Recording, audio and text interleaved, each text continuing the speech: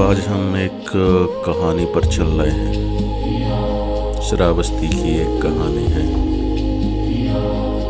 उस कहानी पे हम गौर करें। श्रावस्ती का एक निर्धन पुरुष हल चलाकर किसी भांति जीवन यापन करता था। वह अत्यंत दुखी था, जैसे कि सभी प्राणी दुखी हैं। फिर उस पर बुद्ध की ज्योति पड़ी। वह संन्यास्त हुआ, किंतु संन्यास्त होते समय उसने अपने हल नंगल को बिहार के पास ही एक वृक्ष पर टांग दिया।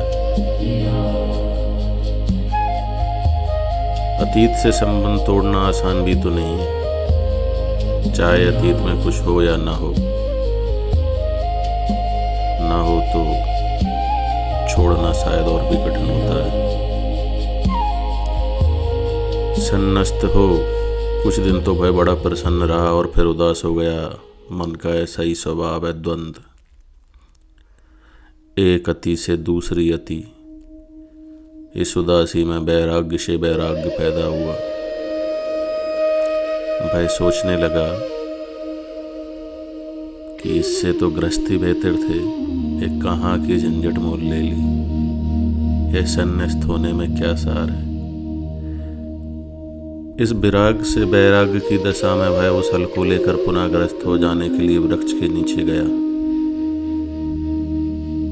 किंतु वहां पहुंचते पहुंचते ही उसे अपनी मूर्ता दिखी। उसने खड़े होकर ध्यानपूर्वक अपनी स्थिति को निहारा कि मैं क्या कर रहा हूं। उसे अपनी भूल समझ आई और पुनः विहार वापस लौट आया। फिर यह उसकी साधना ही हो गई।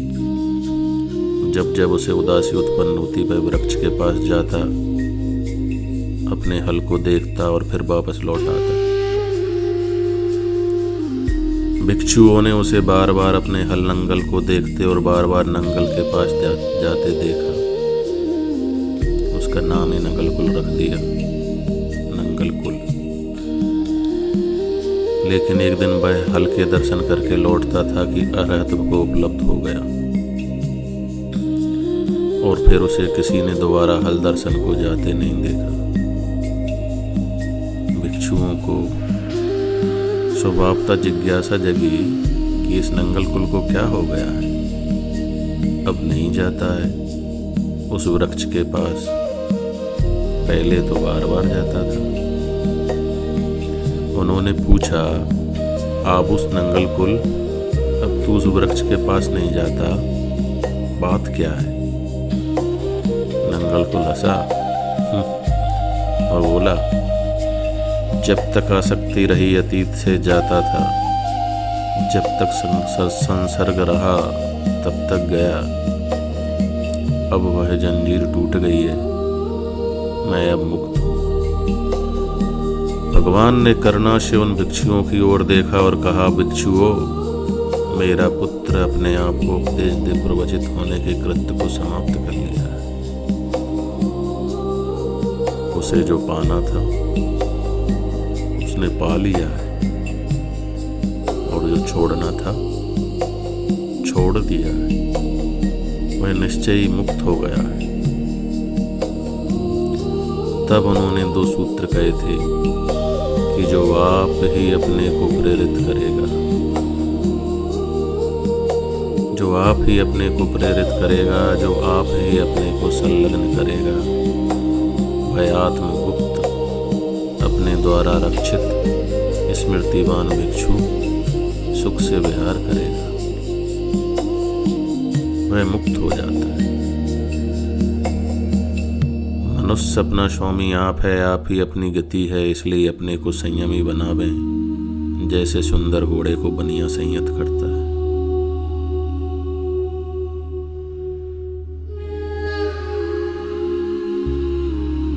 बुद्ध कहते हैं कि यहाँ सभी दुखी हैं, मनुष्य होने में ही दुख समाया है।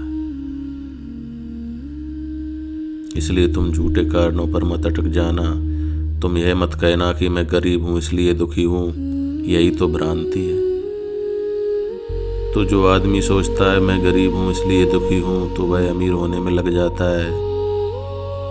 फिर अमीर होकर एक दिन पाता है कि जिंदगी अमीर होने में ही बीत गई और दुखी में उतना का उतना हूं। शायद थोड़ा ज़्यादा हूँ या शायद थोड़ा ज़्यादा हो गया हूँ, क्योंकि गरीब आदमी ज़्यादा दुख भी नहीं खरीद सकता। गरीब की हैसियत कितनी, अमीर आदमी ज़्यादा दुख खरीद सकता है, उसकी हैसियत ज़्यादा है। गरीब आदमी की तो दुख में भी तो क्षमता होती है ना। अब एक आदमी गरीब है तो बैलगाड़ी में चलेगा, हवाई जहाज में उड़ने का दुख नहीं जान सकता। कैसे जानेगा? वही तो कोई हवाई जहाज में उड़े तब जानेगा कि हवाई जहाज में उड़ने का दुख क्या होता है और अमीरी का दुख क्या होता है। बिड़ला परिवार की एक महिला को कोई मेरे पास लाया। बिड़ला परिवार की एक महिला को कोई लेके आया। उसकी कठिनाई क्या थी कि हवाई जहाज में उड़ने में उसे बड़ा भय लगता है और रेलगाड़ी में वह चल भी नहीं सकती, वह प्रतिष्ठा से नीचे। तो ऐसा ही है कि अब यह दुख कोई गरीब जान सकता है, बहुत मुश्किल मामला है। गरीब झोपड़े में रहने का दुख जान सकता है और महलों में रहने का दुख नहीं जान सकता।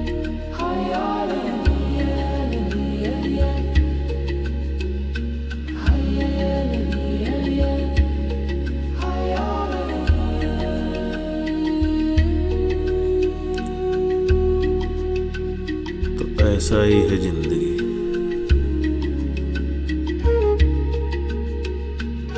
गरीब अपनी सीमा में जीता है, किस तरह अमीर हो जाता है तब उसको पता चलता है कि ये तो मामला बिगड़ गया, ये कहां से कहां पहुंच गए।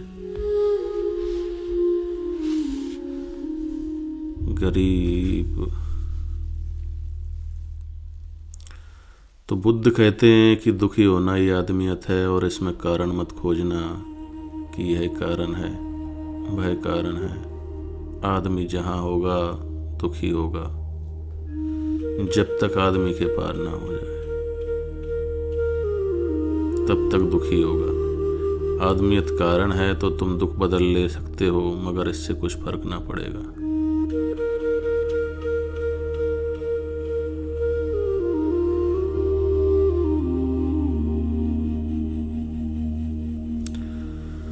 ऐसा ही है। तो एक कहानी और है कि जैन फकीर रजाई अपने गुरु के पास गया तो गुरु ने पूछा, सुन, तू संन्यास्त होना चाहता है, पहले 3-4 सवालों के जवाब दे दे।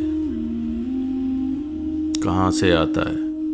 रजाई ने कहा, जहाँ से आता हूँ वहाँ से बिल्कुल आ गया हूँ, इसलिए उस संबंध में कोई जवाब नहीं दूंगा। गुरु ने पूछा, छोड़, मुझे चावलों में बहुत रस है, वहाँ चावल के क्या दाम है जहाँ से तू आता है? रजाई ने कहा, सुन, चावल के दाम जरूर वहाँ कुछ हैं, जरूर कुछ होंगे, लेकिन मैं वहाँ से आ गया हूँ और जहाँ से मैं आ गया हूँ वहाँ के चावलों के दाम मैं हिसाब नहीं रखता, उसकी स्मृति नहीं रखता। गुरु ने कहा, एक बात और, किस रास्ते से आया, कहाँ कहाँ होके आया? रजाई ने कहा, आप फिजूल की बातें पूछ रहे हैं और मैं जानता हूँ कि आप क्यों पूछ रहे हैं। आप मुझे भड़काएं मत, आप मुझे उत्तेजित न करें, लेकिन मेरा यह नियम है, मेरा यह नियम रहा है कि जिस पुल से गुजर जाएं उसे तोड़ दिया, जिस सीढ़ी को पार कर जाएं उसे गिरा दिया, क्योंकि लौटना कहाँ है, लौटना है ही नहीं, आगे जाना है। तो गुरु ने उसे आशीर्वाद दिया और कहा कि तू ठीक ठीक संन्यास्त होने ही योग्य है। मगर इतनी योग्यता कब होती है लोगों? बड़ी मुश्किल से होती है। जो अतीत को तोड़ देता है वही सन्यासी है, और जो अतीत में अपना घर नहीं रखता वही गृहस्थ नहीं है। जो कहता है जो गया गया,